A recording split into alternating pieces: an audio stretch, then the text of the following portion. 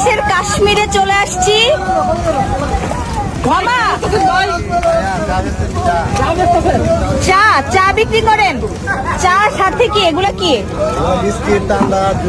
আর এগুলা এগুলা চিপস মুড়ি। আর এইটাতে কি? এটাতে ও আচ্ছা, এটা তো জুস, পানি।